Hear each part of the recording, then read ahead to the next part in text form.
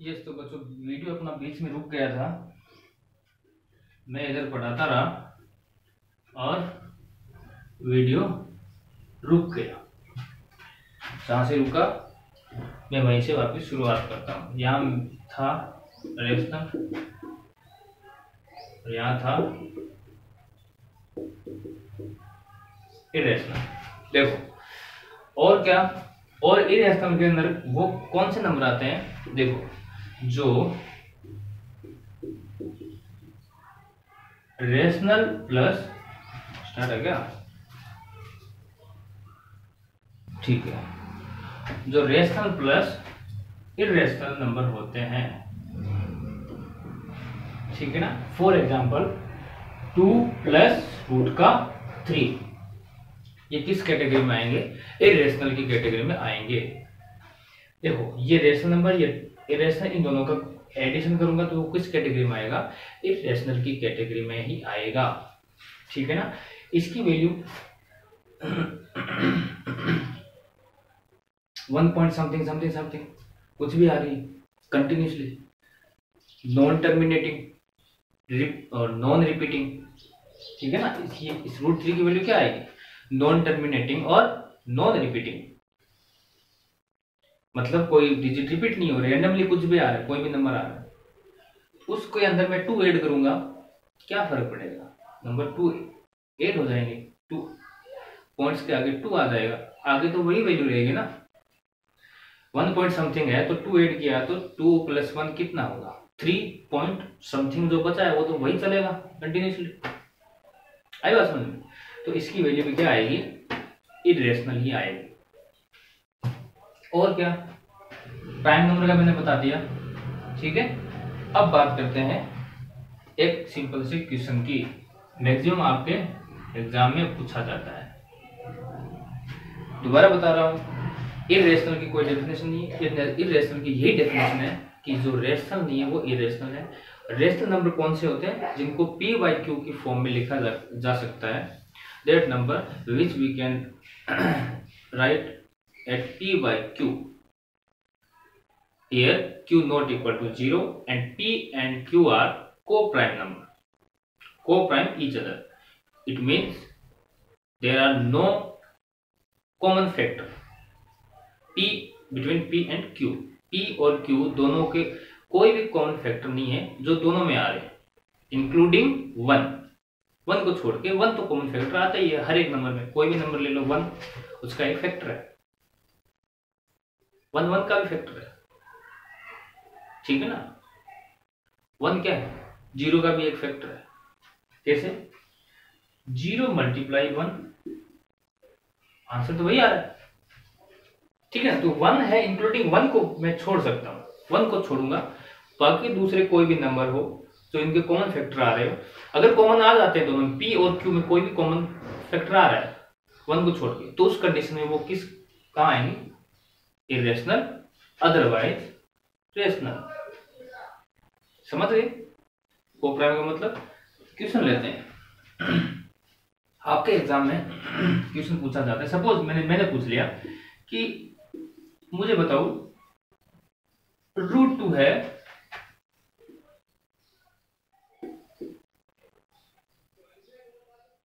तो इरेशनल है,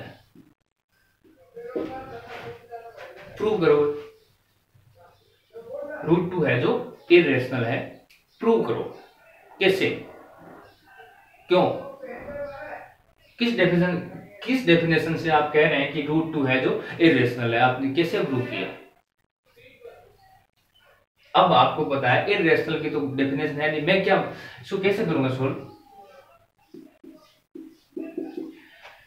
आपको पता है रेशनल नंबर की एजम्पशन आपको पता है,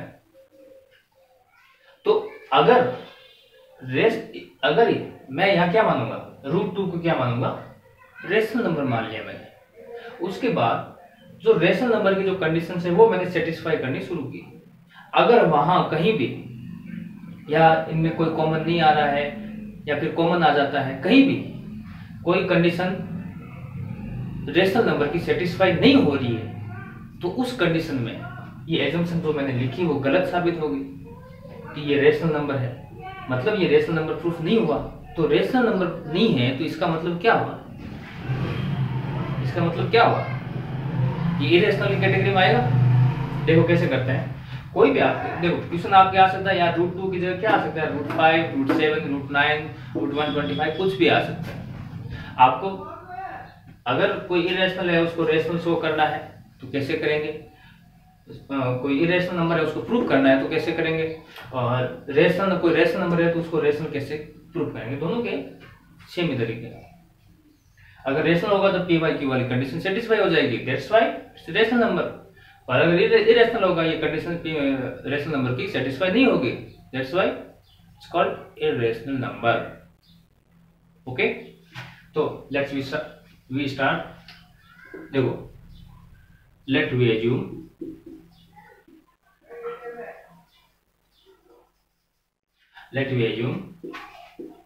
√2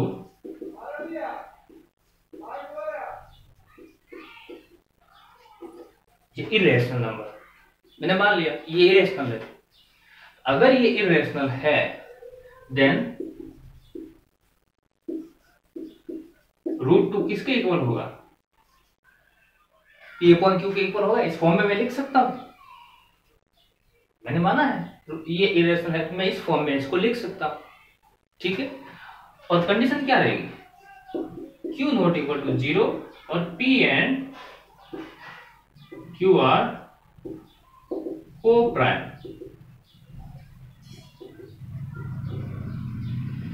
including 1। P and Q are coprime including 1। ये कंडीशन सेटिस्फाई होगी अगर ये रेशनल है तो। देखो तो आगे मैं इसके क्या करता हूं,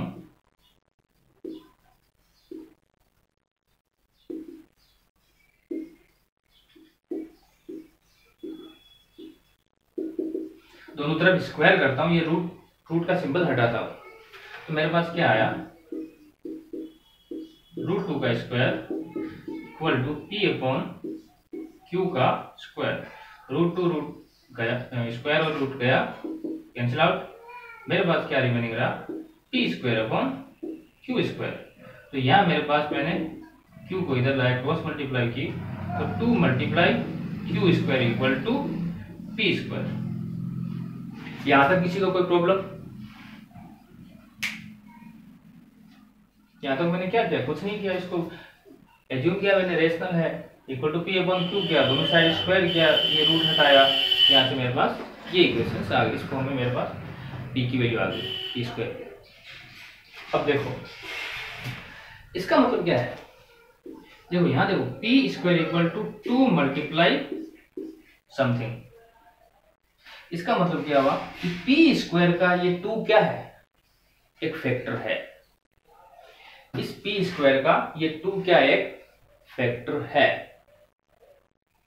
ठीक है ना, समझना इसको।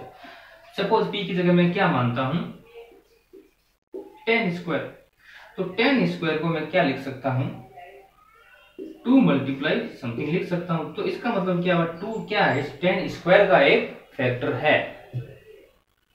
अब यहां एक इंपॉर्टेंट चीज समझना इसको, अगर P स्क्वायर का 2 क्या है, एक फैक्टर है, मतलब P स्क्वायर का आंसर 2 की मल्टीपल में होगा, देन P की वैल्यू P में भी, देन P का भी, सिंगल P स्क्वायर का अगर 2 फैक्टर है तो सिंगल P का भी 2 एक फैक्टर होगा। यहां देखो 10 स्क्वायर का अगर 2 फैक्टर है, 10 100 होता है, तो 2 मल्टीप्लाई 550, 2 फैक्टर हुआ इसका। देन इस 10 का भी एक ये 2 क्या है, फैक्टर होगा।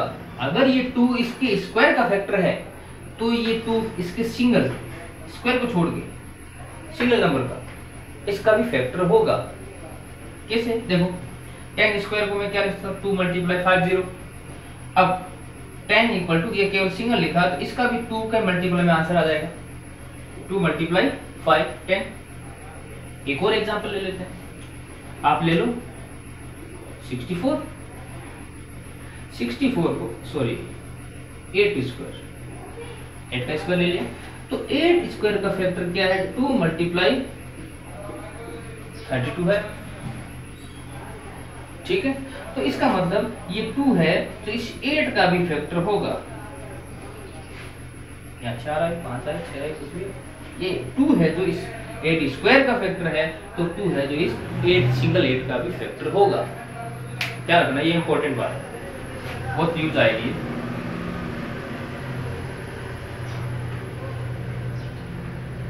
अब यहां p स्क्वायर का 2 एक फैक्टर है, ठीक है, तो इस p का भी 2 क्या होगा, एक फैक्टर होगा। ये स्क्वायर का अगर 2 फैक्टर है तो इस p का भी 2 फैक्टर होगा। आप क्या लिखोगे, here we get 2 is a factor of p square, so इसलिए it will be factor of p also। क्या मतलब हुआ, here we get 2 is a factor of p square, 2 है जो इस p स्क्वायर का एक फैक्टर है। it means so, इसलिए it will be factor of p also, तो ये 2 इस p का भी एक फैक्टर होगा। क्या मतलब हुआ इसका, इसका मतलब हुआ कि p का फैक्टर क्या होगा, p का भी फैक्टर 2 होगा। यहां क्या आएगा, यहां मुझे नहीं पता, क्योंकि मुझे p की वैल्यू नहीं पता। मुझे इससे ये पता चला है कि 2 है जो इस p स्क्वायर का एक फैक्टर है, तो मुझे 2 है जो इस p स्क्वायर का एक फैक्टर है, इट मींस p का भी 2 फैक्टर होगा। मैंने अभी समझाया आपको, तो p है, इस सिंगल p का भी 2 एक फैक्टर होगा। मैंने यहां मान लिया क्या है, यहाँ m होगा, कुछ भी नंबर आ सकता है, यहां मैंने मान लिया m। ये चीज समझ में आई, इसको मैं मान वैल्यू देता हूं इक्वेशन 1, m मैंने एज्यूम किया है, इसको मैं दे देता हूं 2। ठीक है, अब यहां से putting the value of p from equation number 2 in equation number 1, equation number 2 की वैल्यू इक्वेशन नंबर 1 में पुट करता हूं, तो यहां बेटा देखो p स्क्वायर है, ये p है, तो इस p की जगह मैंने क्या लिखा 2m, इक्वेशन में क्या है स्क्वायर है, तो मैंने ये देखो p इक्वल टू, ये देखो 2m इक्वल टू p की जगह 2m लिखा, स्क्वायर है p का, तो मैंने यहाँ स्क्वायर लिखा, उसके बाद इक्वल टू 2q स्क्वायर। ठीक है, उसके बाद मैंने इसको स्क्वायर मल्टीप्लाई किया अंदर, तो 2 का स्क्वायर कितना 4, m का स्क्वायर m स्क्वायर, इधर 2 multiply q square.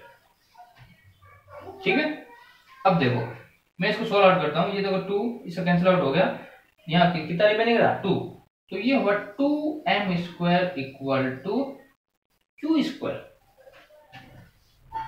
2m square equal to q square. यहां तक किसी कोई प्रॉब्लम? क्वेश्चन नंबर 1 हो गई, ये 2 हो गई, ये मेरे पास आ गई क्वेश्चन नंबर 3। ठीक है, तो यहां तक अब आपसे किसी के नहीं प्रॉब्लम है, तो मेरा ऑलमोस्ट क्वेश्चन हो चुका है। मैं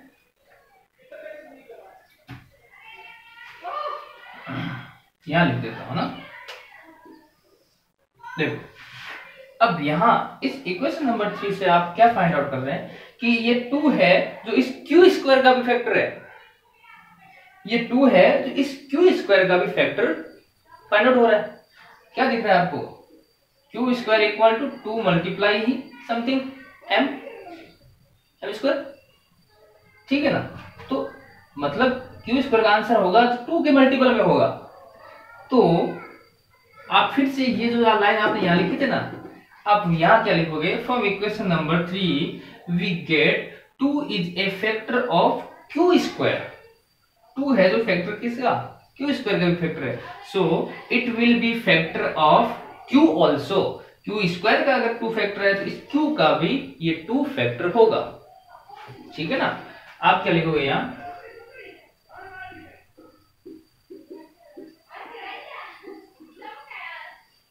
we get 2 is a vector of q square, so will be factor of q also, q का भी फैक्टर होगा। अगर देखो 2 है जो q स्क्वायर का फैक्टर है, so it will be factor of q also, ये q का भी फैक्टर होगा, सिंगल q का भी। अब देखो इन दोनों लाइनों से आपको क्या पता चल रहा है कि आप ये एजम्पशन जो रेशनल नंबर की थी वो सेटिस्फाई हो रही कि नहीं हो रही। यहाँ क्या लिखा, p एंड q आर को प्राइम, p और q है जो को प्राइम हो गए, इनके अंदर कोई भी कॉमन फैक्टर नहीं आएगा। लेकिन यहां देखो p का फैक्टर क्या आ रहा है, 2, p का फैक्टर 2 आ रहा है, q का भी फैक्टर क्या आ रहा है, q का भी फैक्टर 2, दोनों में कॉमन फैक्टर आ रहा है 2, p और q दोनों में क्या कॉमन फैक्टर आ रहा है 2।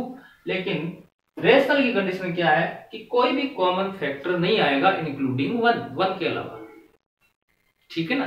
तो then our assumption is wrong and it's not a rational number. मैंने assumption क्या मानी थी, रेशनल नंबर की मानी थी, तो ये मैंने जो लिखा वो गलत लिखा। आई बात समझ में। आप उसके बाद आप क्या लिखोगे, so the assumption is wrong that I have wrote, ठीक है ना, so it's not a rational number, then it will be irrational। देखो रेशनल नहीं है तो क्या क्या होगा, इरेशनल ही होगा, ठीक है ना। तो इस टाइप के क्वेश्चन आपके पूछे जाते हैं, नोट कर लो। और ये पूरा कंप्लीटली दिख रहा है नहीं दिख रहा है, ये प्रॉब्लम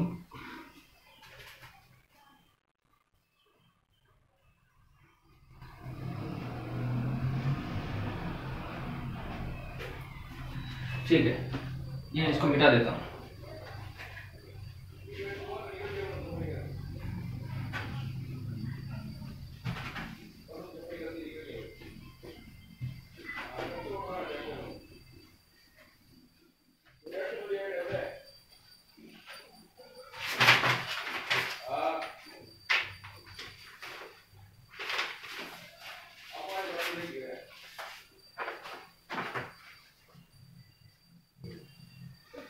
अब आपके यूनिट नंबर सेकंड पूरा है, सेकंड में स्टार्ट करते हैं। यूक्लिड लेमा थ्योरम, क्या कहेंगे तो यूक्लिड डिवीजन लेमा क्या है, ये थ्योरम क्या है, आप यूनिट स्टार्ट होने से पहले ही आती है, ठीक है ना। देखो थ्योरम आपके ये है, बेसिकली आप इसको समझ लें। 5 के अंदर मैंने किसका डिवाइड किया, 2 का, 2 टाइम गया 4 आया, यहाँ आया 1। यहाँ क्या आता है क्वोशिएंट, यहाँ क्या आता है, यहाँ क्या आता है रिमाइंडर, ठीक है। और ये क्या होता है डिविजर, ये क्या होता है डिवाइडेंड, ठीक है ना। देखो इसका मतलब क्या हुआ, इस 5 को मैं क्या लिख सकता हूं, 2 मल्टीप्लाई 2 और प्लस जो रिमाइंडर बचा 1, ये मैं लिख सकता हूं। इसको मैं इस पूरे डिवाइडिंग इस प्रोसेस को मैं ऐसे भी लिख सकता हूं। तो आपकी यूक्लिड थ्योरम क्या है, यूक्लिड डिवीजन थ्योरम क्या है, वो ये कह रहा है कि कोई भी नंबर है a, कोई नंबर है a, इसको मैं इस फॉर्म में ऐसे लिख सकता हूँ b q प्लस r। आपको पहले इन सबको समझना है। देखो r तो इसमें रिमाइंडर है, यहाँ प्लस के 1 r है तो ये सारा रिमाइंडर है। q है, q क्या है क्वोशिएंट है। अब b क्या है, क्वोशिएंट से मैंने क्या मल्टीप्लाई किया 2 को, ये b की वैल्यू है, ये क्या कहलाएगी b की, और ये क्या है a, ये आपकी थ्योरम है। तो आप क्या लिखोगे, ये a equal to B cube plus R. तो आप और इसकी एक कंडीशन दे रखी है, देखो आर की वैल्यू है तो 0 के इक्वल हो सकती है और 0 से बड़ी हो सकती है, और इस b से क्या होगी, हमेशा छोटी होगी। b के इक्वल होती, अगर इस r की वैल्यू b के, ये b कौन सी है, ये आपका b है, इस r की वैल्यू अगर b के इक्वल होती, यहां अगर 2 होता तो डिवाइड मेरा और जाता है एक बार, आज समझ मेरा डिवाइड यहां खत्म नहीं होता। अगर इसकी वैल्यू इस b से ज्यादा होती तो भी डिवाइड जाता, यहां मेरे पास रिमाइंडर ये नहीं आता। तो हमेशा ध्यान रखना इस b से इस r की वैल्यू हमेशा कम होगी, और r की वैल्यू 0 हो सकती है, 1 0 हो सकती है, 0 से बड़ी हो सकती है, और कहां तक चलेगी, यहाँ क्या 1 ही एक लास्ट ऑप्शन है, 2 आएगा तो ये डिवाइड एक बार और चला जाएगा, इसको समझना है। मैं आपको एक और एग्जांपल लेता हूं, 64 डिवाइड किसका दिया, 2 का, 6 0 4 4 0। देखो यहां क्या रिमाइंडर 0 आया, इसको मैं क्या लिख सकता हूं, 2 मल्टीप्लाई 32 प्लस 0, ठीक है ना। तो यहां अगर मेरे पास वैल्यू क्या आती, 2 आती, इससे बड़ी वैल्यू यहां नहीं आएगी, अगर 2 आती तो डिवाइड एक बार मेरा और चला जाता। तो यहाँ क्या आ सकता है, यहाँ 1 आ सकता है, यहाँ 0 आ सकता है, लेकिन इस b से बड़ी वैल्यू r की नहीं होगी। ये क्या है, b always less than, sorry r always less than b, ठीक है। तो ये आपकी यूक्लिड लेमा थ्योरम है, ये कंडीशन है, ये सारे क्या है, a और b क्या है, पॉजिटिव इंटीजर्स। पॉजिटिव इंटीजर्स मैंने आपको बताया था, पहले एक्सप्लेन कर दिया मैंने, ठीक है ना। ये सारा आपके पॉजिटिव इंटीजर्स बेस पे ही सारी आपकी यूनिट में यही थ्योरम यूज में आ रही है। ठीक है, क्वेश्चंस ले लेते हैं, उससे और समझ में आ जाएगा। जैसे फॉर एग्जांपल आपके ऐसे क्वेश्चन आएंगे कि आप कोई भी नंबर आपको दे दिया कि कोई स्क्वायर नंबर है, किसी का क्यूब नंबर है, इवन नंबर, ऑड नंबर, आप कैसे शो करना है, ऐसे शो करना है 8 क्यूब प्लस 1 ऐसे देंगे। तो इसके अंदर आपको क्या समझना है, ये तो किसकी वैल्यू है, आर की, ये क्यू दे रखा है, और क्यू के साथ क्या होता है, बी की वैल्यू, ये आपको शो करनी है इस इक्वेशन से। कैसे करेंगे वो अपने जैसे क्वेश्चंस करेंगे आपको और क्लियर होता जाएगा, ठीक है ना। तो बात शुरुआत करते हैं क्वेश्चंस की।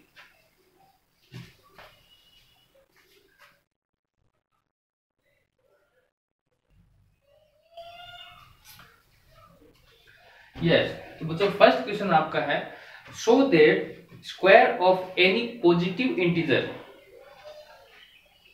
is of the form of 8 cube plus 1 where p is any positive integer। ये आपका